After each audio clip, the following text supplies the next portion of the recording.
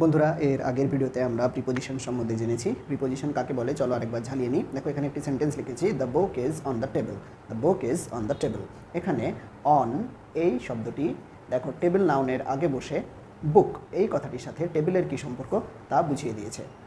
On এখানে preposition হিসাবে ব্যবহার করা হয়েছে, অর্থাৎ আমরা সেই সমস্ত ওয়ার্ডগুলিকেই প্রিপোজিশন বলবো যেগুলি কোনো নাউন বা প্রোনাউনের আগে বসে বাক্যের অন্য অংশের সঙ্গে ওই নাউন বা প্রোনাউনটির সম্পর্ক আমাদের ভালোভাবে বুঝতে সাহায্য করে। তো চলো এখন কিছু ইউজফুল প্রিপোজিশন সম্পর্কে জেনে নিই। আজকে যে সমস্ত প্রিপোজিশন নিয়ে আলোচনা করব সেগুলি কোনো না কোনো প্লেসকে ইন্ডিকেট করে। আজকের প্রথম প্রিপোজিশন হলো ইন।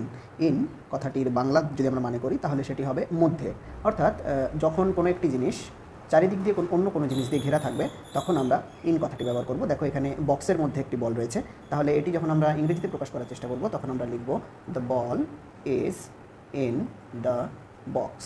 অর্থাৎ কোনো একটি জিনিস যখন চারিদিক দিয়ে অন্য কোনো জিনিস দিয়ে ঘেরা থাকবে তখন ইন কথাটি ব্যবহার করতে হবে। এটি ছাড়াও আমরা কোনো book, room, town, country, picture, world এই সমস্ত ওয়ার্ডের আগেও ইন কথাটি ব্যবহার করি। দেখো এখানে কিছু এক্সাম্পল দিই। I read this in my science book.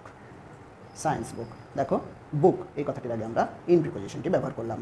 আবার we slip in our bedroom, অর্থাৎ কোনো রুম, সেই রুমকে ইন্ডিকেট করার জন্য আমরা ইন কথাটি ব্যবহার করলাম। টাউনের ক্ষেত্রে আমরা লিখতে পারি I live in new York. Country, he lives in Japan. একইভাবে you look beautiful in this picture. এরকমভাবে আমরা এই সমস্ত ওয়ার্ডের আগেও ইন প্রিপোজিশনটি ব্যবহার করব। আজকে আমাদের সেকেন্ড প্রিপোজিশনটি হলো অ্যাট। এই অ্যাট কথাটি আমরা টাইমের সঙ্গে বেশি ব্যবহার করি, তবে প্লেসের ক্ষেত্রেও অ্যাট কথাটি ব্যবহার হয়। যেমন কোনো স্মল এরিয়াকে ডিনোট করতে আমরা অ্যাট কথাটি ব্যবহার করি। নেক্সট টু অ্যান অবজেক্ট, কোনো place where you do something or sitting at a table, এই সমস্ত প্লেসগুলি ইন্ডিকেট করতে আমরা অ্যাট এই প্রিপোজিশনটি ব্যবহার করি। যেমন স্মল এরিয়ার ক্ষেত্রে আমরা বলতে পারি he lives at a small village. Next to an object, please remove your shoes at the door. যখন তুমি কোনো একটা জায়গাতে কিছু করছো, যেমন we are reading at the library. টেবিলের ক্ষেত্রে, টেবিলে বসার ক্ষেত্রে আমরা অ্যাট কথাটি ব্যবহার করি। যেমন we are having our dinner at our table.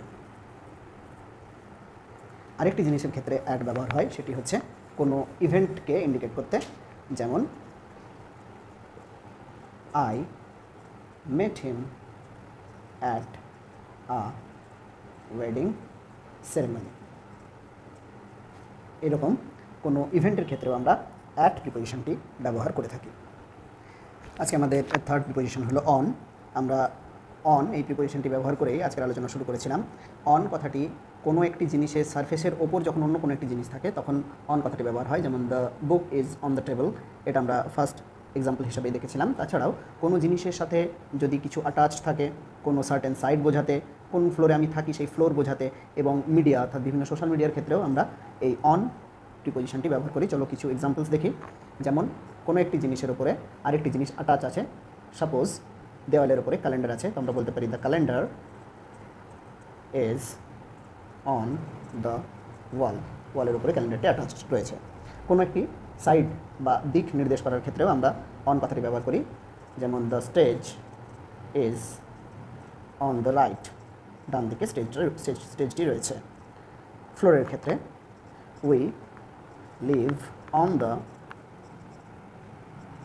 Second floor. এবং মিডিয়ার ক্ষেত্রেও আমরা অন এই প্রিপোজিশনটি ব্যবহার করি। যেমন I saw this on Facebook or YouTube or Instagram, এই সমস্ত সোশ্যাল মিডিয়ার ক্ষেত্রেও আমরা অন এই প্রিপোজিশনটি ব্যবহার করে থাকি।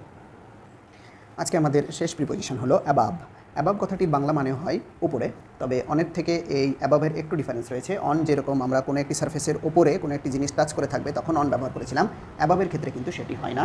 অ্যাবাবে একটা গ্যাপিং থাকে। একটি উদাহরণ দিই, the fan is above our head. অর্থাৎ ফ্যানটি আমাদের হেডের সঙ্গে টাচ করে থাকে না, সারফেসের উপরে টাচ করে থাকে না, তার সঙ্গে একটা গ্যাপিং থাকে।